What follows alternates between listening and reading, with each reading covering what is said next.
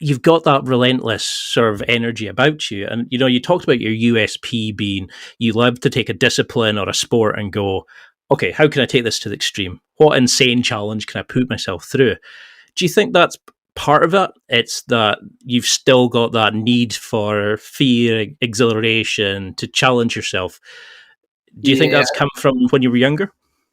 I think it's an element from when I was younger and from my time in the military. I think it's combined. I was guest speaking at the Commando Training Centre a couple of years ago, and myself and the commanding officer sat down and we were talking about the recruits that they got coming in. They don't have that sort of resilience that we had growing up, but your resilience and your fortune comes from your childhood. Children nowadays, they have a different upbringing. It's all about, technology and things like that. Whereas we, as kids, you had to just go outside until it was pitch black, until it was raining. So I think for me, everyone's unique in the way they're upbringing, and they'll have different levels of resilience. I picked up some when I was in as a child, and I had enough to then get me in the military, and that then took it to the next level. And then for me, it's like, one thing we your listeners won't be aware of. Obviously, after 16 years, I had to leave the military. I had a parachuting incident, which shortened my career. So I had no ambitions of leaving the military. I was a lifer. That was me until I got my full pension. Because of my parachuting injury, I had to leave the military first. So for me, I don't know whether I hadn't fulfilled what I wanted to do in the military. I did a hell of a lot when I was in the military, but I wanted to continue pushing myself. So then when I left, as you touched on, I then wanted to find, right, what's the next goal? What's the next thing I can do? And, I haven't only cycled 20 miles. I decided I was going to cycle the world's longest road, and not just do it, but break a world record.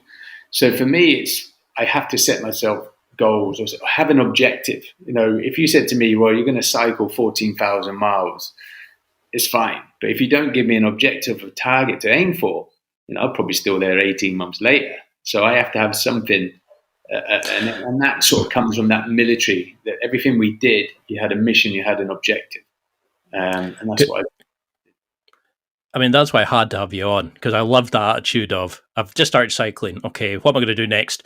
Right, Land's End to John O'Groats. Okay, now I'm going to go and do the longest road I can possibly find.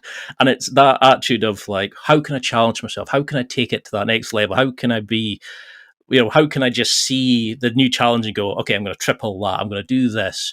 Like, I love that mindset and that kind of like the way you have of looking at life. But is there anything that you think that men should be doing? Should we all have a challenge like this? Do you think that's where we go wrong as society? I think I think your body's like a river. Your body needs to keep flowing. I mean, once it comes stagnant, it's like a pond.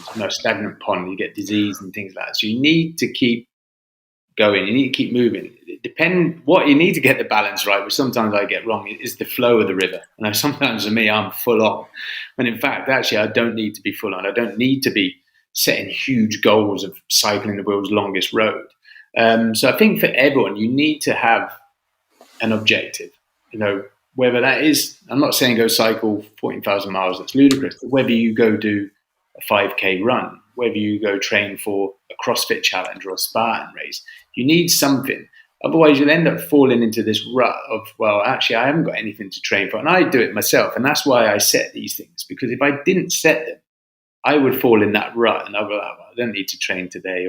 So I have to have an objective or something to aim for. So I think everyone, should set themselves a challenge, whether it, a small one or a huge one.